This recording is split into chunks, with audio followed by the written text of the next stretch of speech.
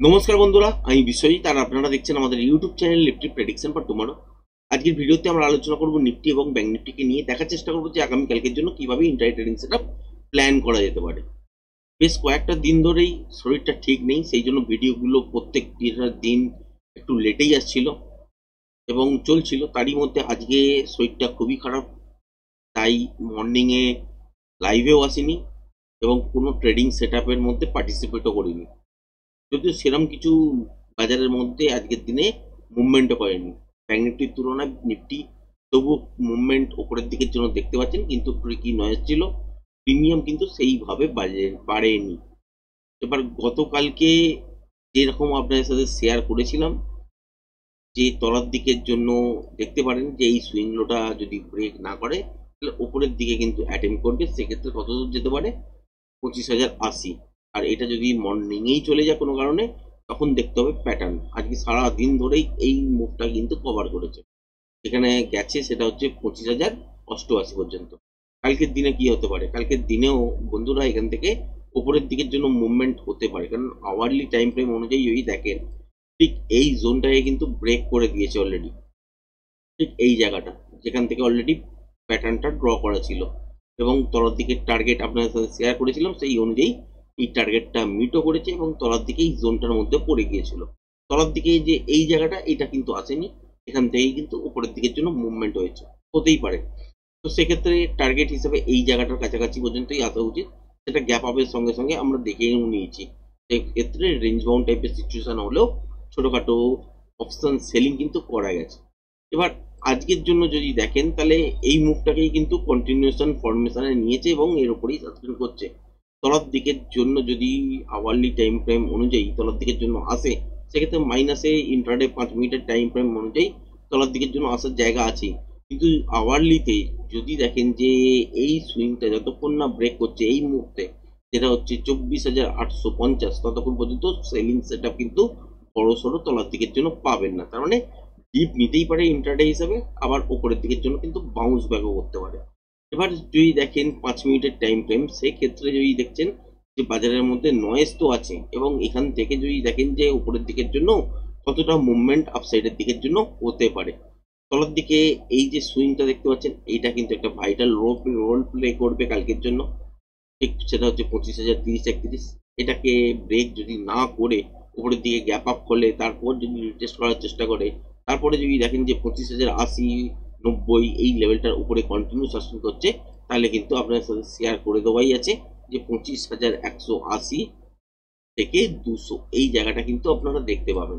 এর উপরে চলবে কিনা সেটা হচ্ছে এই লেভেলটা কাছাকাছি যদি দেখেন যে 11টা 11:30-র মধ্যে এই লেভেলটা কাছাকাছি পৌঁছে গেছে, তখন খেয়াল রাখতে হবে যে প্যাটার্ন কি তৈরি হচ্ছে। যদি কন্টিনিউশন প্যাটার্ন তৈরি করে তাহলে এক্সপায়ারি আছে, সেই হিসাবে এটাকে ব্রেক করার পরেই প্রজেকশন লেভেল আপনি কাউন্ট করতে পারবেন। তারপরেই কিন্তু উপরের দিকে পিয়ার জেড লেভেল কতদূর পর্যন্ত তৈরি হচ্ছে সেটা কিন্তু দেখতে পাবেন। আবার যদি রিভার্সাল টাইপের প্যাটার্ন এইসব জায়গায় তৈরি হয়, তাহলে এখান থেকে আবার তলার দিকের জন্য মুভ আসবে। সেক্ষেত্রেও প্যাটার্নটাকে আগে আইডেন্টিফাই করতে হবে, তারপর হচ্ছে আপনাকে প্রজেকশন লেভেল ড্র করতে হবে। তারপর পিয়ার জেড লেভেল যখন সেট হবে যে অ্যাকচুয়াল কতটা পর্যন্ত মুভমেন্ট আসবে, তারপরে কিন্তু ট্রেডিং সেটআপ অ্যাক্টিভেট হবে। যদি নয়েজ না থাকে তাহলে অপশন বাইং হবে ফুটের দিকের জন্য। আর যদি অপশনের মধ্যে দেখেন যে ট্রিকি নয়েজ চলে এসছে, তাহলে অপশন বাইং হবে না, অ্যাকচুয়ালি কিন্তু সেলিং করলে বেশ কিছু ভালো ফায়দা পাওয়া যাবে। এবার এই যে জোনটা আছে, এইটাকে যদি মর্নিংয়েই দেখেন যে গ্যাপ ডাউনের সঙ্গে ব্রেক করে দিয়েছে, করতেই পারে, বা ফ্ল্যাট খুলেও এই লেভেলটাকে ব্রেক করে দিয়েছে, তাহলে কিন্তু স্ট্রেট তলার দিকে কিন্তু একটা মুভমেন্ট আসতে পারে। কতটা পর্যন্ত? সুইং লোয়ের হিসাবে যদি ধরেন, তাহলে এই জোনটাকে কিন্তু বাজার টার্গেট করতে পারে, যেটা হচ্ছে 24,929 থেকে 20। তার মানে হচ্ছে 25,930 থেকে 20, এইটা হচ্ছে একটা জোন। এই জোনটার মধ্যে বাজার কিন্তু এই লেভেলটাকে ব্রেক করে তলায় চলা মানে, বা গ্যাপ ডাউনের সঙ্গে যদি খোলার পর যদি একটা উপরের দিকের জন্য মুভ নেওয়ার চেষ্টা করে, সেক্ষেত্রে যদি ফেল হয়ে যায় তাহলে এখান থেকে তলার দিকের জন্য একটা মুভমেন্ট আসবে, সেটা হচ্ছে এই জোনটার কাছাকাছি পর্যন্ত আসতে পারে। তাহলে মর্নিং এ কি দেখবো? যদি কোনো কারণে বাজার গ্যাপ ডাউনে খোলে, তারপর একটা বাউন্স ব্যাক করতেই পারে। বাউন্স ব্যাকের পর যদি দেখেন যে আবারও এই লেভেলটাকে ব্রেক করে তলার দিকের জন্য চলছে, সেক্ষেত্রে রিভার্সাল সাইন পেলে শর্ট করতে পারেন। এবার উপর থেকে তলায় আসার সময় যতক্ষণ পর্যন্ত মোমেন্টাম থাকবে ততক্ষণই কিন্তু ট্রেডটাকে হোল্ড করা যাবে। তারপর দেখতে হবে প্যাটার্ন কি তৈরি হচ্ছে, সেই প্যাটার্ন অনুযায়ী রিয়াকশন। যদি কন্টিনিউশন প্যাটার্ন তৈরি হয় তাহলে এই লেভেলটাকেও ব্রেক করে তোলার দিকের জন্য মুভ করবে। আর যদি দেখা যায় যে এখানে রিভার্সাল টাইপের কোনো প্যাটার্ন তৈরি করেছে তাহলে এখান থেকে আবার উপরের দিকের জন্য মুভমেন্ট হবে। সেক্ষেত্রে যেরকম প্যাটার্ন তৈরি হবে সেই অনুযায়ী কিন্তু সিচুয়েশন দাঁড়াবে। ব্যাঙ্ক নিফটিতে তো আজকের দিনে কোনো রকম মুভমেন্ট দেখতেই পাইনি। মোটামুটি একটা সুইং হাই সুইং লো যদি দেখেন তাহলে সেক্ষেত্রে এই জায়গাটা কিন্তু এই জোনটাকে খেয়াল রাখবেন। ঠিক ওপরে এই জায়গাটা ৫৫,৭৮৫, আর তলার দিকে যদি দেখেন তাহলে হচ্ছে এই জায়গাটা, যেটা হচ্ছে ৫৫,৬৫০। এই জায়গাটা কিন্তু খেয়াল রাখবেন। এর মধ্যে যতক্ষণ বাজার কাজ করবে, গ্যাপ আপে খুলুক গ্যাপ ডাউনে খুলুক, এখানে কিন্তু ট্রাই করতে যাবেন না, কারণ ট্রিকি নয়েজ থাকবে। ট্রাই করা কিন্তু যাবে না। স্ক্যাল্পিং আকারে করা যেতে পারে, সেটা খুবই ছোট পয়েন্টের জন্য মুভমেন্ট হবে এবং ছোট কোয়ান্টিটির জন্য। সুতরাং কালকের দিনে যে রেঞ্জটা তৈরি করেছে এটাকে ক্লিয়ার ব্রেক করতে দেবেন কমসে কম। যদি দেখেন যে গ্যাপ আপে খুলেছে ৫৫,৮০০ এর উপরে, তারপর একটা ডিপ নিতেই পারে। ডিপ নেবার পর যদি দেখেন আবারও সাস্টেন করছে এই জোনটাকে ব্রেক করে, যেটা হচ্ছে ৫৫,৭৮৫, ৮০০, এই জায়গাটা যদি ব্রেক করে সাস্টেন করছে তাহলে আপসাইডের দিকের জন্য একটা মুভমেন্ট পাবেন। সেক্ষেত্রে কত দূর পেতে পারেন? এই ওপরের দিকের যে সুইং গুলো পর্যন্ত দেখতে পাচ্ছেন ৫৫,৯০০, ৯২৫, ৯৭৫, এইসব জায়গার কাছাকাছি পর্যন্ত একটা টার্গেট আপনারা ওপরের দিকের জন্য দেখতে পারেন। এই জায়গাটার মধ্যে টার্গেট দেখতে পারেন। এবার আর কি কি দেখবেন, সেটা দেখতে পাবেন যে এই লেভেলটাকে যখন ব্রেক করে উপরের দিকের জন্য সাস্টেন হচ্ছে, সেক্ষেত্রে দেখবেন যে উপরের দিকে যতক্ষণ পর্যন্ত মোমেন্টাম আছে ততক্ষণ পর্যন্ত ট্রেডটাকে হোল্ড করতে পারেন। তারপর এই লেভেলের কাছাকাছি এসে গিয়ে দেখতে হবে প্যাটার্ন। ইন্টারডেতে প্যাটার্ন কি তৈরি করছে। যদি রিভার্সাল প্যাটার্ন তৈরি করে তার মানে এখান থেকে তলার দিকের জন্য, যদি কন্টিনিউশন প্যাটার্ন তৈরি করে তাহলে আবারও উপরের দিকের জন্য। এই মুভটা দেখতে পাবেন, সেই অনুযায়ী প্রজেকশন লেভেল ড্র করতে হবে। তারপর পিয়ারসের লেভেল কাউন্ট করতে হবে। তারপরে কিন্তু অ্যাকচুয়ালি মুভমেন্ট কোন দিকে হবে এবং কতটা পর্যন্ত হবে তবেই বুঝতে পারবে।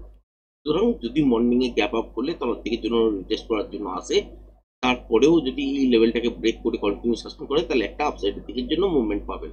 আবার যদি দেখি যে গ্যাপ ডাউনের সঙ্গে খুলেছে, ঠিক এই জোনটাকে ব্রেক করে দিয়েছে যেটা হচ্ছে ৫৫,৬৫০, তাহলেও কিন্তু কি দেখবেন যে উপরের দিকের জন্য ছোটখাটো বাউন্স ব্যাক নিতেই পারে। যদি সাস্টেন না করে তাহলে এই লেভেলটাকে ব্রেক করা মাত্র তলার দিকে এইখানে সুইং লো দেখতেই পাচ্ছেন, যেটা হচ্ছে ৫৫,৫৭৬, এবং যতক্ষণ মোমেন্টাম থাকবে সেক্ষেত্রে এখানেই আটকাবে বা এখানেই আটকাবে সেটাও বলছি না, আবার এখানে যে আটকে যাবে না সেটাও কিন্তু বলছি না। মানে এখানে যদি আটকে যায় তাহলে এখানে গিয়ে এক্সিট করতে হবে। আর যদি দেখা যায় যে মোমেন্টামটা কন্টিনিউ আছে, এই লেভেলটাকে ব্রেক করে চলছে, তাহলে মনে রাখবেন যে যতক্ষণ মোমেন্টাম থাকবে ততক্ষণ পর্যন্ত ট্রেডটাকে হোল্ড করা যেতে পারে। সেক্ষেত্রে এই গ্যাপটাকেও কিন্তু ফিল করতে পারে বাজার। সেক্ষেত্রে মনে রাখবেন যে এই লেভেলটাকে ব্রেক করে চলা মানে তলার দিকে মিনিমাম এই সব জোনের কাছাকাছি আসবে। এবার এই জোনটাকে যদি মোমেন্টামের সঙ্গেই ব্রেক করতে থাকে তাহলে কিন্তু খেয়াল রাখবেন এর কাছাকাছি পর্যন্ত আসতে পারে। সেক্ষেত্রে ৫৫,৪৮০ এইসব জায়গার কাছাকাছি পর্যন্ত একটা মুভমেন্ট স্ট্রেট মর্নিং এ কিন্তু পেতে পারেন। এবার এরপর এখানে রিভার্সাল প্যাটার্ন হবে নাকি কন্টিনিউশন প্যাটার্ন হবে, সেটা লাইভে যতক্ষণ না দেখবেন বা মার্কেটের মধ্যে যে মুভমেন্ট গুলো তৈরি হচ্ছে সেই অনুযায়ী প্যাটার্ন কি তৈরি হচ্ছে সেগুলো যতক্ষণ না বুঝবেন ততক্ষণ কিন্তু কিছু করার নেই। এ, ওটা হচ্ছে লাইভ মার্কেটের মধ্যেই আপনাকে দেখতে হবে যে অ্যাকচুয়ালি ইন্টারডেতে ফ্রেশ প্রাইস অ্যাকশন কি ধরনের প্যাটার্ন তৈরি করছে, সেই অনুযায়ী নেক্সট মুভমেন্টটা কিন্তু পাবেন।